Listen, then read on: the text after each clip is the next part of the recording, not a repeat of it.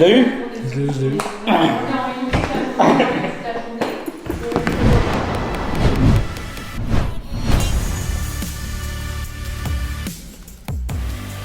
Je rappelle le cahier des charges, c'était de la résidence appart-hôtel et non pas saisonnière, c'est important, c'est pas du Airbnb, c'est de l'appart-hôtel.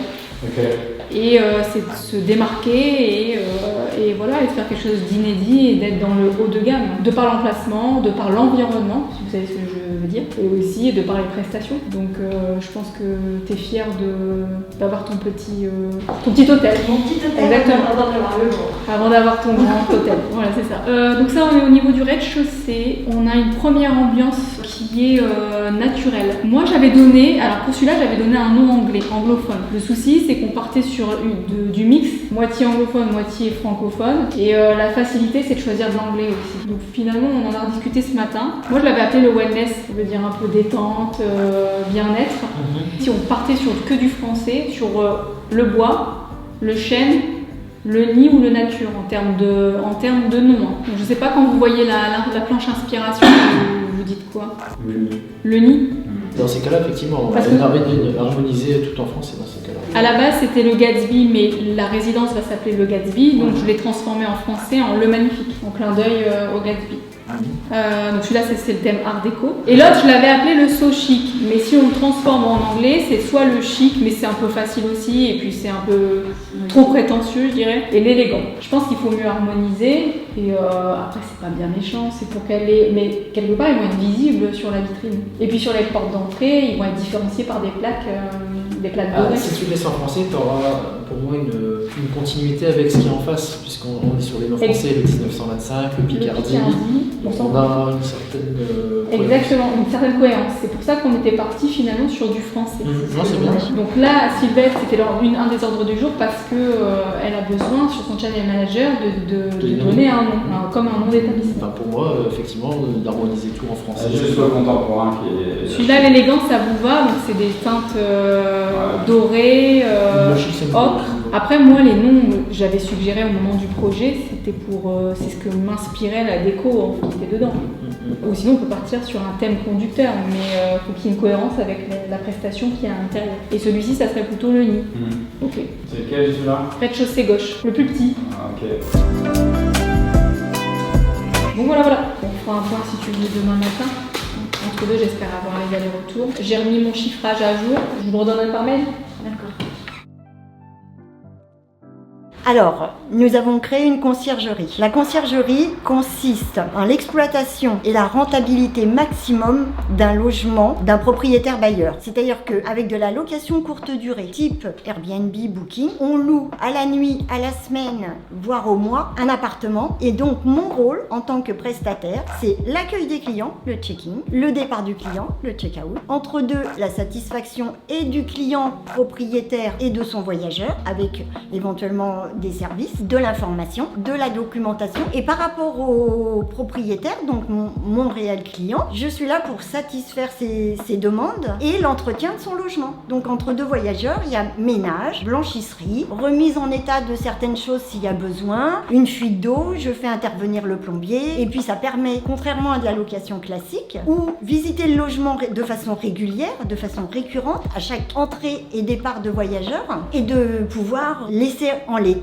un appartement. Parce que de la location classique, une fois que le locataire est dedans, vous savez pas ce qu'il fait dans votre logement, vous n'avez pas la possibilité en tant que propriétaire bailleur, toc toc, je viens vous faire un coucou, voir comment est mon logement. Non. Alors que moi, à la semaine, au mois, je peux faire un rapport au propriétaire en disant, bah voilà, ton logement, il y a ça, ou au contraire, ta déco, elle a super plu, ou tiens, le voyageur m'a dit, il n'y avait pas de tire-bouchon, il faudrait acheter un limonadier. Enfin voilà. Mon rôle premier, c'est de répondre aux besoins du client, du propriétaire bailleur. Et en répondant aux besoins du client, j'accueille les voyageurs qui, eux, peuvent avoir des petites demandes plus ou moins prononcées. Ah, je suis pas bien mis là. Qu'est-ce qui se passe? Regarde, je vais pas être en... Tu fais quoi pour... Je m'installe. Attends, je m'installe. Là, t'es plus au point.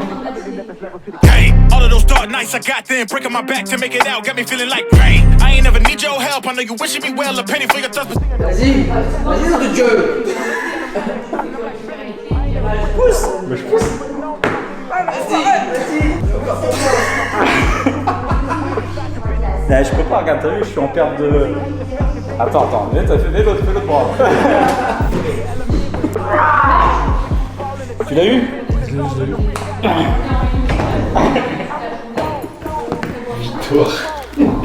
C'est comme ça, t'as de la pêche, hein. Franchement du bras. Moi je suis un peu fatigué parce que je viens de faire un bras de fer, alors C'est con ça. ouais, mais j'ai gagné, donc ça me va. J'ai gagné que d'un bras. Mais j'étais mal installé, enfin bref. J'étais en train de répondre au téléphone, en même temps donné je mangeais.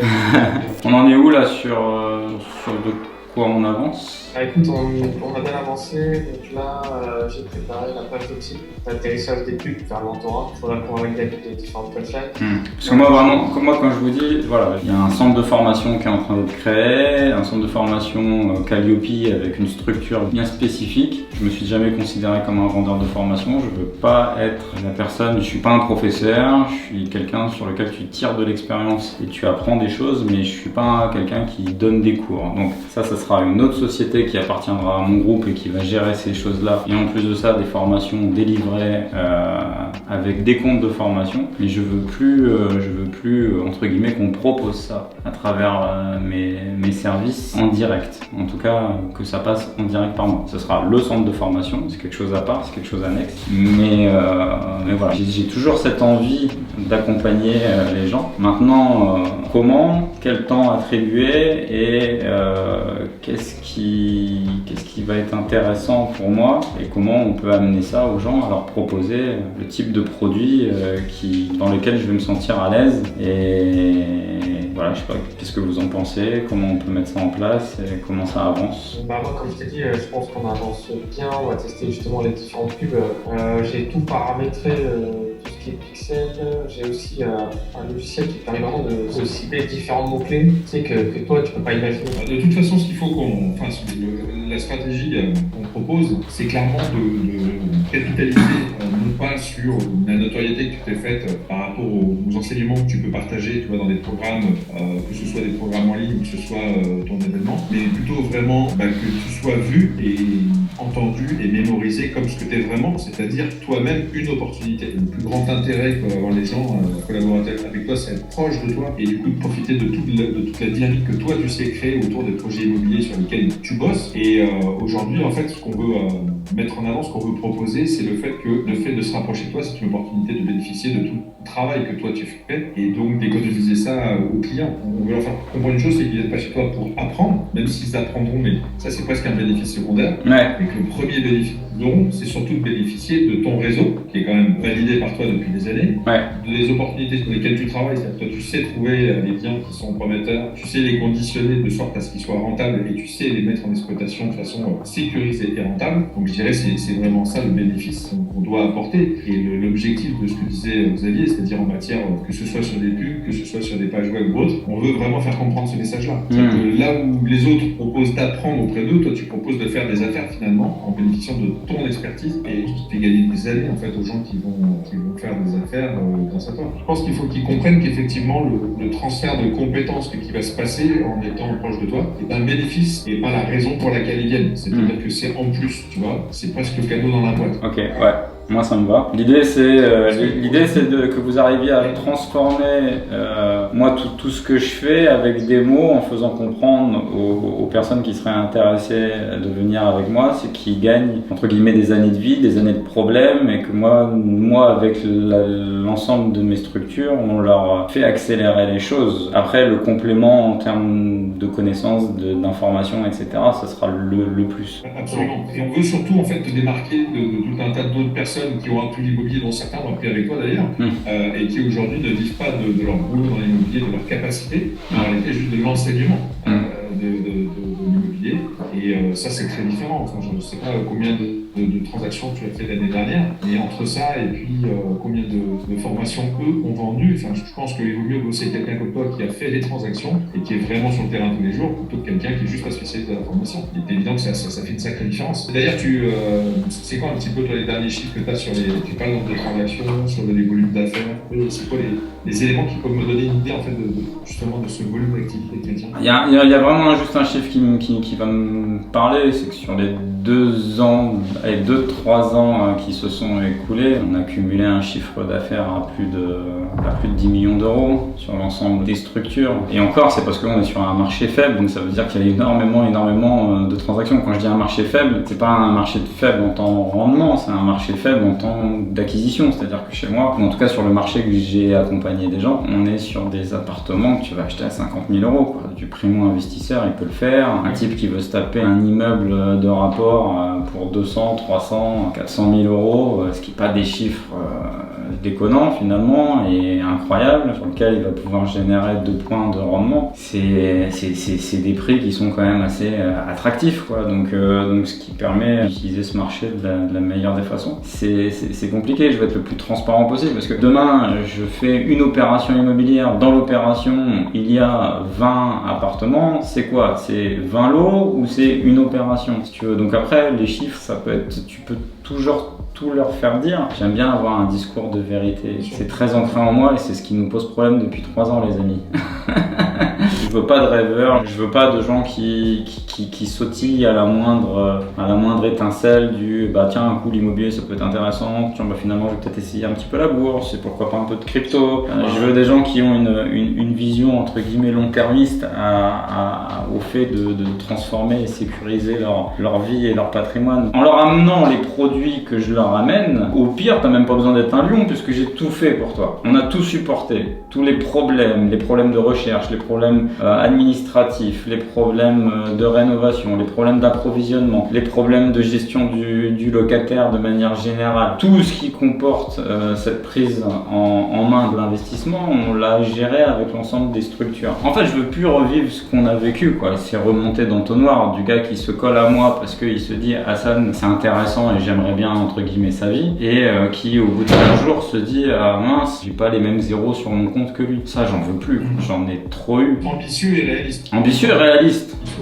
Ouais, c'est ça. Ce qu'on développe, ce qu'on met en place pour le client, pour la satisfaction client, etc., c'est plus important pour moi que ma personne. Messieurs, Ouais, merci. un grand merci à vous. Merci à toi. On se tient au jus. Allez, Allez, bye bye. En fait, là, c'est très simple. On vient de faire un petit zoom avec mes équipes. C'est Xavier qui est sur la partie marketing, c'est le chevelu.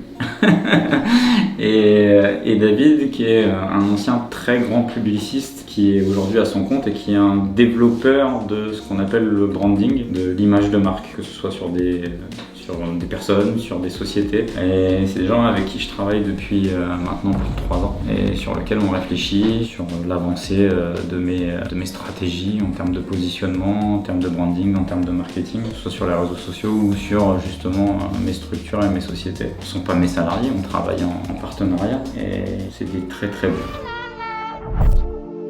Come bébé. Where are you from? Started as an East Coast vibe, now I'm going worldwide. We got this bitch going crazy. I used to take the Mazda 4. Est-ce que vous connaissez les enfants de Châteaubriand? Rien. Si ça vend des maisons. Sick of standing outside and to push them all aside. It's what you get for trying to play me. Je suis mort, je me repose, j'ai un live après. Et puis ça veut dire action. I got motherfucker clear like an eye drop. I got elevator flow on a high top. I got little something stacked like an IHOP. This is forget, put the price up, baby, add the tax a bit. Know you saw the Salut à tous, bonsoir à toutes et à tous. Je suis avec Elliot, qui est chasseur, le pro de l'IMO sur la ville et la très belle ville de Marseille.